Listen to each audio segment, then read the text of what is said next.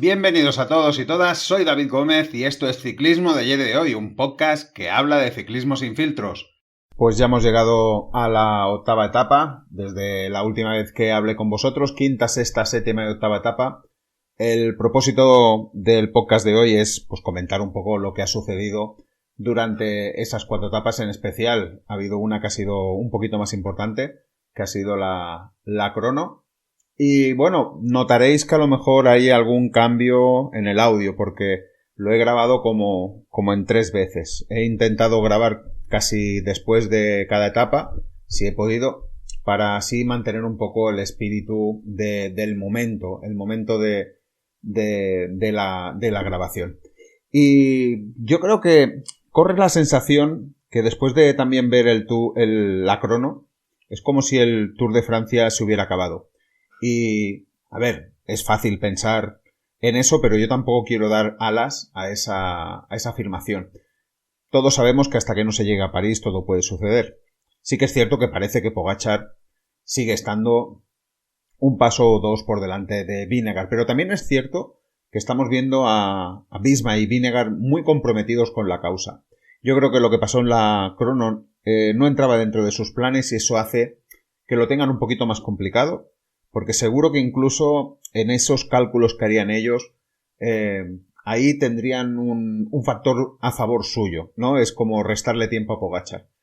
Pero, vamos a ver, queda todo el Tour. En definitiva, no ha pasado nada, no ha habido montaña dura, no ha habido momentos de muchísima calor con grandes desniveles, o mucho frío también con grandes desniveles, eso que suele afectar muchísimo a los corredores. Vamos a ver, queda todo por delante. La semana que viene ya tendremos el paso de los Pirineos, podremos saber muchas más cosas, esta afirmación que ahora parece clara podría aclararse más o enturbiarse según el rendimiento que tenga Jonas Vingegaard. Se le ve, como digo, comprometido con la causa y vamos a ver si ese entreno de más que ha podido hacer desde que acabó el Criterium de Dauphiné le puede servir para tener un plus con el paso de los días. Ciertamente está siendo un Tour de desgaste en estas primeras etapas, un Tour donde se van acumulando esfuerzos, y si no que se lo digan a Mathieu van der Poel, que después de la tunda que le llevó en la etapa número 6, luego las pasó canutas en la 7, y yo creo que todos están sumando esfuerzos y, ojo, cuidado, que luego no se puedan pagar a lo mejor en la última semana, que es cuando también hay más etapas en los Alpes. Veremos. Yo diría que de momento la cosa pinta bien para Pogačar, pero no creo que de momento pueda lanzar las campanas al bueno. Y también después de lo que hemos visto, ¿no? Por ejemplo, la caída de Almeida, que eso también le puede perjudicar. El rendimiento de Adam Yates, que está siendo bastante por debajo de lo que se esperaba. Eso sí, lo está solventando bien Tim Willems, que está teniendo un rendimiento muy, muy bueno. Muy bien, y si queréis, nos vamos ya con el comentario de las etapas. Deja que te recuerde que puedes apoyar el proyecto de ciclismo de ayer y de hoy de una forma más comprometida desde iVoox, dándole al bar en azul que encontrarás en la portada de este podcast y que dice apoyar. Haces clic y allí decides qué cantidad quieres aportar cada mes para apoyar al proyecto. Creo que es una de las mejores formas de agradecer e incentivar todas las horas de dedicación que es tras este podcast y la gran cantidad de contenido que se ofrece. Pero además tendrás acceso a los episodios exclusivos para fans, tanto nuevos como los históricos, y si lo deseas, una suscripción gratuita a mi newsletter en Subtrack, en la que también encontraréis contenido extra directo a tu correo electrónico. Para ello solo tienes que ponerte en contacto conmigo por correo ciclismoayeroy@gmail.com o por privado en Telegram, ya sabes, @ciclismoayeroy.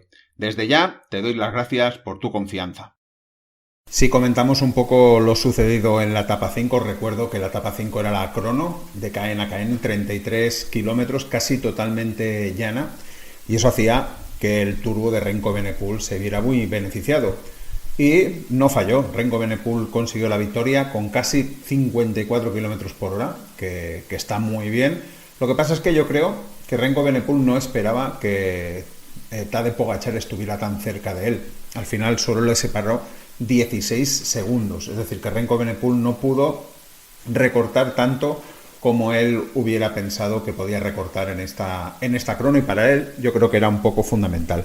El que tampoco se esperaba poder sacar tiempo o tanto tiempo era Pogačar, que no esperaba sacarle tiempo a Vingegaard, lo dijo después de la etapa. Pero dice que había entrenado duro con la bici de crono después de Dauphiné y que simuló varias veces esta crono. Es decir, que el tío como mínimo dijo que la había hecho 3 veces. Yo no sé si en el mismo recorrido o simulando la misma distancia en otro recorrido con similitud. Pero la verdad es que se lo toma muy muy en serio y al final yo creo que eso hace que pueda ir a los vatios límite para poder sacar estos resultados. Por su parte, Vingegaard reconoció que había tenido un mal día, y ya se sabe que en una crono de 33 kilómetros tener un mal día casi puede ser tu tumba, pero acabó diciendo que seguía confiando en poder ganar el Tour de Francia. Es decir, que esta derrota en la crono, que bueno, en principio yo creo que todos esperábamos, después de ver lo que pasó en Dauphiné, que os lo recuerdo que en Dauphiné Vingegaard estuvo, me parece, con unos 28 segundos por delante de Pogačar. Esperábamos que Vingegaard pudiera estar por delante de Pogačar y le pudiera recortar un poco de tiempo y que la cosa se pudiera poner un poquito más igualada, pero no ha sido así, y eso yo creo que para muchos supuso un poco de bluff en este, ¿no? de bajón en esta quinta etapa, pero las cosas son así. Y no sé qué opináis sobre el rendimiento de Vingegaard en esta crono, pero quizás le ha pasado factura los 4 primeros días con ataques bastante random. Os recordaba cuando se hice el comentario sobre las primeras 4 etapas, que sobre todo en 3 de ellas estuvo muy activo, con ataques por parte de todo el equipo, incluso de él en bajadas, con unos ataques desgastándose, y yo creo que no sé si le ha podido pasar factura. Eso lo ligo a que el rendimiento de Matteo Jorgensen tampoco ha sido nada bueno en esta crono, porque se ha dejado casi un minuto con Pogačar, cosa que también no es del todo normal, porque Matteo Jorgensen suele estar un poquito más cerca de Pogačar en las crono. Por tanto, no sé si estos 2 datos de Visma nos puede hacer pensar que Visma, con esa táctica de correr al ataque, haya podido pasarle factura en esta crono. Pero claro, ¿qué le queda a Visma? Es decir, ¿atacando Visma es la única forma de vencer a Pogačar? Parece ser que sí, que ellos creen que es así. Como mínimo también lo intentaron en Dauphiné. Pero yo pongo sobre la mesa, ¿y si atacan los otros?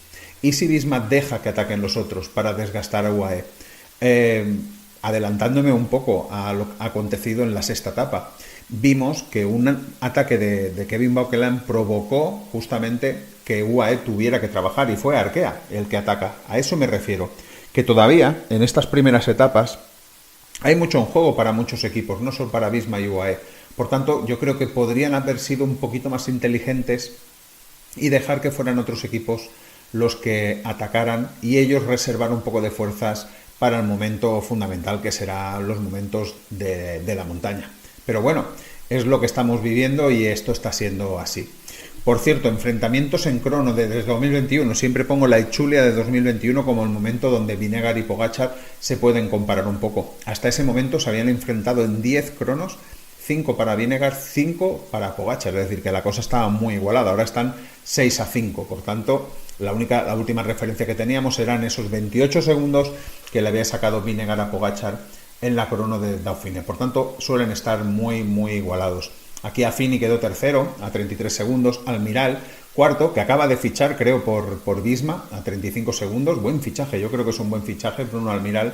Ya lo vimos hace un par de años siendo un muy buen guardaespaldas y yo creo que puede ser un buen currante. Bauquelin, que sigue haciendo pues un buen Tour de Francia, un buen inicio de Tour de Francia, que es lo que tocaba, 49 segundos. Lipovic a 58. Iván Romeo, séptimo, muy bien, a 1.02. Y aquí Movistar dijo que había tenido viento en contra, cosa que a los otros lo habían tenido a favor, y que si no hubiera tenido viento en contra hubiera estado un poquito más cerca quizás de esos puestos de honor. Almeida octavo a 1.14, Luc Plat noveno a 1.17, Pablo Castrillo también muy buena crono, décimo a 1.18.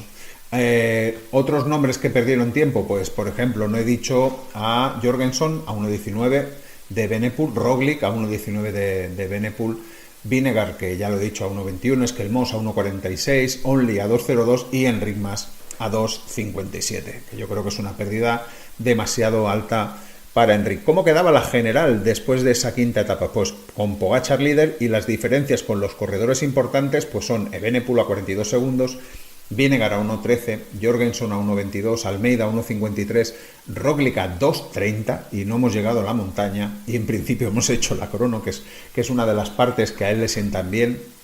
Sigue diciendo que él lo que quiere es llegar a París, cuidado con ese discurso. Lipovic a 2.31, a solo un segundo de Roglic, y Enric Mas a 3.29. Aquí tenemos un par de datos interesantes, y es que el primer dato es que por primera vez dos arcoíris distintos ganaron de forma consecutiva etapas en el Tour de Francia. Primero fue en la cuarta etapa, donde ganó Pogačar con el arcoíris de ruta, y él en crono, Evenepoel, con el arcoiris de crono. Y otro dato, que tras la contrarreloj de Caen, tras esta contrarreloj de Caen, el esloveno, lideraba la clasificación de la montaña, de la general y de la regularidad, y solo 5 ciclistas en la historia lo habían conseguido. Como no, Eddy Merckx lo había hecho en 1969, fue el primero en liderar algún día las 3 clasificaciones. Un año después volvió a repetir, en 1970. Luego llegó, como no, Bernard Hinault, que lo hizo en 1979 y 1985, y luego corredores un poco más random, ya veréis. Seguro que este os sonará: Cássio da Silva, en 1989, con ese inicio de Tour que hizo fantástico, Richard Virenque, 1992, o Philippe Gilbert en su mágico 2011, también estuvo liderando la general, la regularidad y la montaña. Y luego podemos comentar la etapa número 6. En la etapa número 6 empezaba todo con un poco de incertidumbre, porque Pogačar había insinuado la tarde anterior que podría dejar el amarillo, que podrían dejar una escapada y que en esa escapada se podría filtrar algún corredor que es fuera del beneplácito de UAE y que le pudieran dejar tener el amarillo. Y así fue, dejaron una escapada. La verdad es que fue una escapada muy, muy peleada, la escapada, y con corredores de muchísima calidad. Entre ellos estaba Ben Healy, que la verdad es que, hizo un carrerón esta sexta etapa, y a 42 kilómetros, a 42, no espero a 20 ni a 15, a 43 kilómetros, Ben Healy mete el hachazo y se va en solitario con su característico estilo, bien acoplado a la bicicleta, ya me entendéis, y consiguió su victoria más importante, su primera victoria en el Tour. Tiene 10 victorias y esta es la más importante de todas ellas. Supongo que estaréis conmigo que un corredor como Ben Healy, que se deja la piel casi en todas las carreras que disputa, atacando, que le da lo mismo gastar más o menos, al final yo creo que en su palmarés tenía que tener una victoria como la del Tour de Francia. Y la verdad es que fue pues muy celebrada, no solo por él, sino yo creo que por el mundillo en general del ciclismo, pero también se vieron imágenes muy, muy emocionantes y divertidas de EF. EF, un equipo que también es de aquellos que suele atinar bastante bien a la hora de conseguir etapas. ¿Y qué pasó? ¿Qué pasó? Pues que Mathieu van der Poel iba escapado también en ese grupo, y la verdad es que llegó el último de la escapada, muy, muy, muy tostado, Mathieu van der Poel, pero era el que tenía el mejor tiempo, es decir, el que estaba más cerca de Pogačar para ponerse líder. Y cómo son las cosas, que al final Mathieu van der Poel acabó siendo líder en esta sexta etapa por un solo segundo sobre Pogačar. Y se decía, si UAE llegaba a controlar tan y tanto, que afinaron a un segundo. Yo creo que no, porque aquí también hubo un momento, es decir, de los pocos momentos que pudimos ver, porque la realización de la carrera la verdad es que nos dejó bastante en blanco, pero sí que pudimos ver los últimos metros, y en los últimos metros vimos un acelerón de Thies Benoot para Visma, un acelerón que yo creo que la intención que tenía era de recortar tiempo para ver si Pogačar podía continuar siendo líder y de esta forma desgastarlo por aquello de tener que subir al podio, recoger el maillot, descansar un poquito menos, no poder ir tan pronto al bus, a relajarse. ¿Y qué dijo Pogačar al final de la carrera al ver ese movimiento que había hecho Thies Benoot y Visma? Que él dijo que lo que hicieron fue absolutamente ridículo, y esa ha sido la conclusión de Pogačar. Por tanto, aquí teníamos en esa sexta etapa a Van der Poel de nuevo como líder, y además con una séptima etapa que era de la medida de Van der Poel. La cuestión antes de empezar esa séptima etapa era: Van der Poel estaría recuperado, Pogačar iría a ganar también una etapa donde también fue protagonista anteriormente, es decir, se volvería a poner de líder en esa séptima etapa. Y una pregunta que os quiero hacer yo, después de ver esta etapa, no sé si os habéis fijado en la manera que tienen ahora de afrontar los sprints intermedios. Si recordáis, fue en la etapa número 3, donde hubo aquel desastroso sprint donde Philipsen se tiene que ir a su casa por una caída totalmente monumental. Pero no sé si os habéis fijado que ahora ya no va tanta gente al sprint, que van 5, 6, 7, no como antes, que iban un montonazo de cada equipo.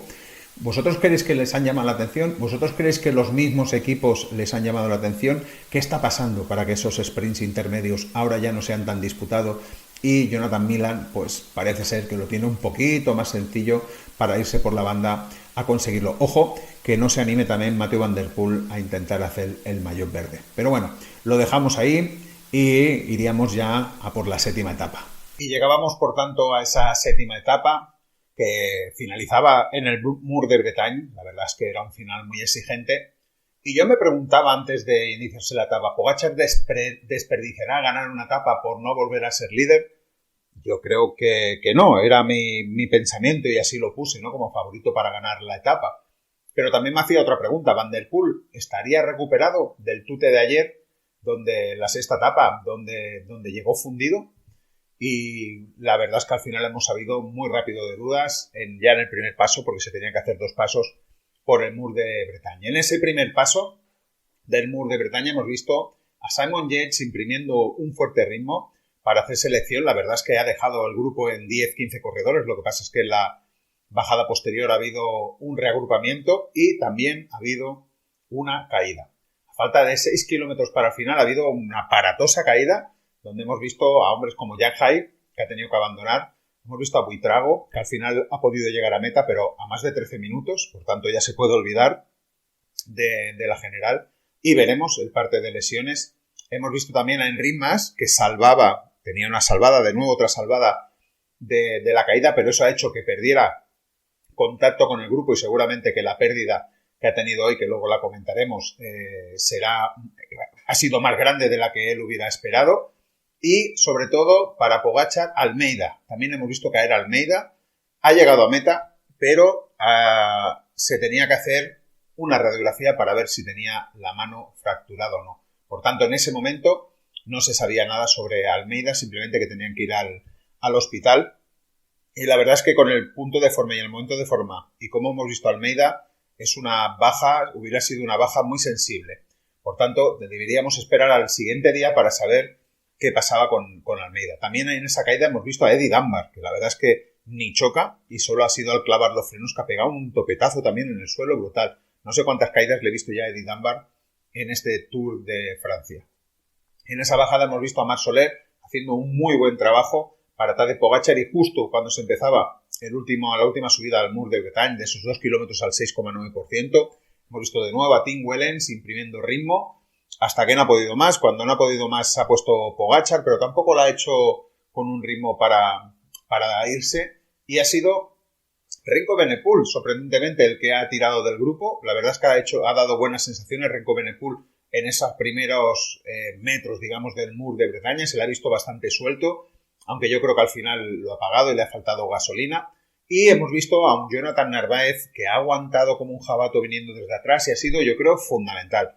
Porque cuando quedaban unos 800-900 metros para meta, se ha puesto Jonathan Narváez a tirar del grupo con Remco Evenepoel a la rueda y Pogačar a su vez a la rueda de Remco Evenepoel, y le ha hecho una muy buena aproximación a Pogačar para que a unos 200 metros para llegar a meta ya acelerara definitivamente y ya no teniendo ningún rival. Vingegaard ha sido el único que le ha podido llegar a la rueda, pero no ha podido en ningún momento adelantarlo. Por tanto, segunda victoria en este Tour de Francia para Pogačar con Vingegaard a la rueda. 4 segunditos más para el zurrón de Pogačar y además con la sensación de que no tiene rival y que por mucho que proponga Visma, de momento no le están haciendo ni cosquillas.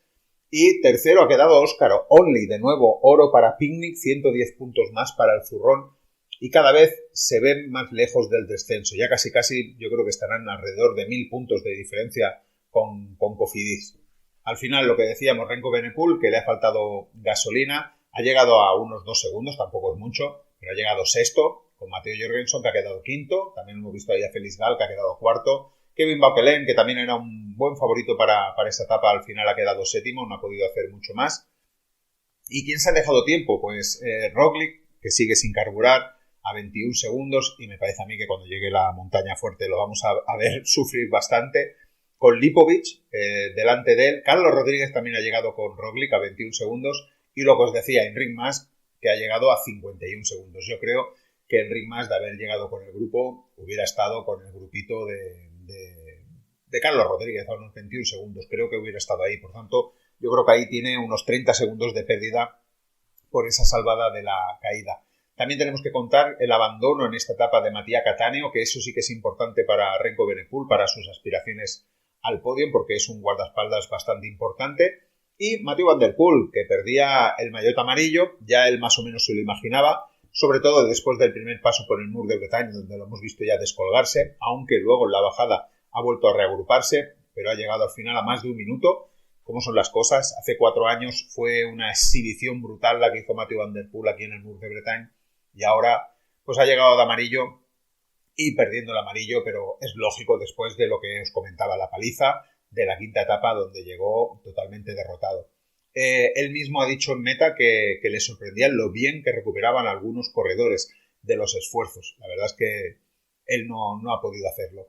Y ha dicho que de aquí a final del Tour de Francia lo que quiere es una nueva victoria de etapa y ya pensaba incluso en el día siguiente donde poder ayudar a Caden Groups a llevarse una etapa al sprint.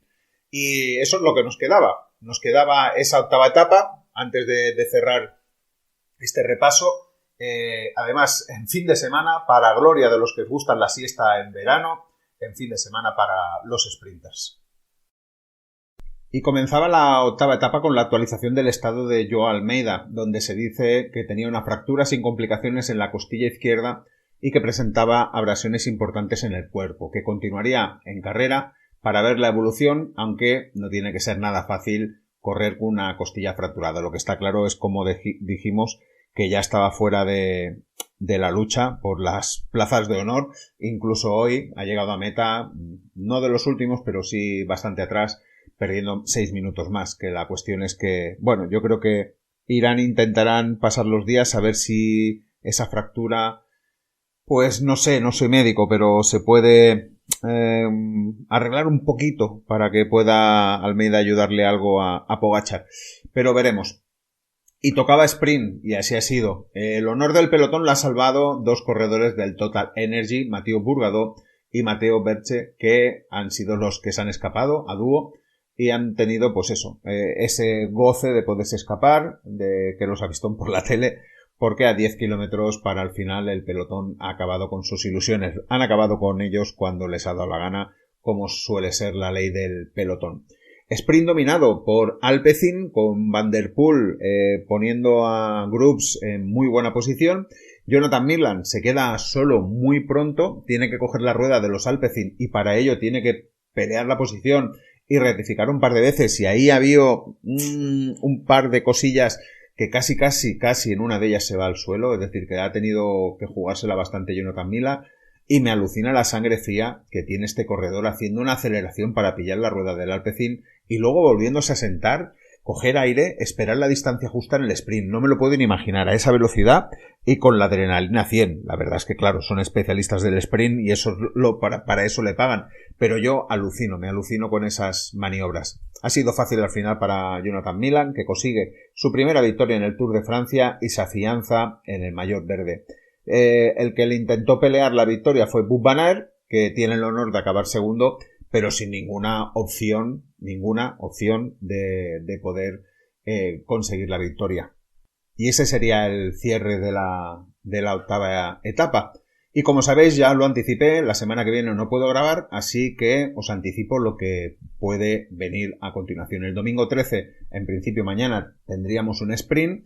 El lunes 14 no hay descanso, ojo, y es una etapa de 4.450 metros de desnivel con un final de 3,3 kilómetros al 8,8%, por tanto un final para punchers, pegadores fuertes. El martes 15 sí que hay descanso, pero no en el podcast, pues os he dejado grabado un especial para fan donde os cuento todo lo sucedido en un tour de vintage, es decir, de antes de 1980, que pasó la historia por la lucha entre 2 franceses que dividió a Francia totalmente, y donde tuvo también como protagonismo a 2 españoles. El miércoles 16, etapa tipo las que hemos visto ganar a Pogačar y Van der Poel, con esas colinas que hay a final de etapa. El jueves 17 tenemos la llegada a Hautacam, día interesante para ver cómo están las piernas. Le sigue el viernes 18 la cronoescalada a Peiragudes, que yo creo que también es otro día importante.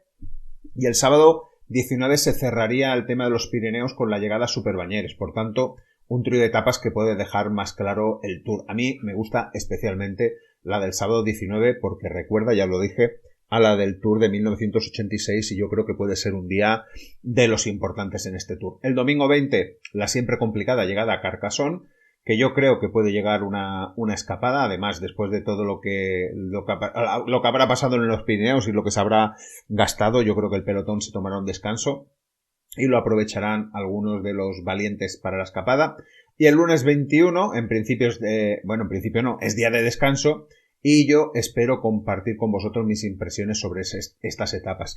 A más tardar espero que sea el martes 22, pero vaya, intentaré, estaré recién llegado a casa, a ver si me da tiempo a poder hablaros de todo lo sucedido. Y esto sería un poco todo. Y por cierto, dato, UAE 61 victorias en el momento de esta grabación con 18 corredores distintos. Me parece que ya este año no se le va a escapar el récord y además el domingo yo creo que van a sumar la del Tour de Austria con Isaac del Toro, que la verdad se está saliendo en el Tour de Austria. Y Pogačar, que con la victoria del otro día se mete ya en el top 7 de corredores con más victorias en el Tour de Francia, recordando 35 Mark Cavendish, 34 Eddy Merckx, 28 Bernal Hinault, 25 André Lecour, 22 André Darrigade. Este sale en el Tour Vintage que os ofrezco a los fans. 20 Nicolas Fans y 19 tenemos a François Tabert y aquí tenemos ya a Tadej Pogačar. Según cómo vaya la cosa, si gana, 3 etapitas más, se puede poner en el top 5 Pogačar con facilidad. Es decir, que ahí va haciendo camino. Y nada, hasta aquí el podcast. Espero que haya sido de vuestro agrado. Como siempre, no os olvidéis de darle al like. Gracias por haber llegado hasta aquí. Y nada, sed felices, disfrutad del ciclismo. Chao, chao.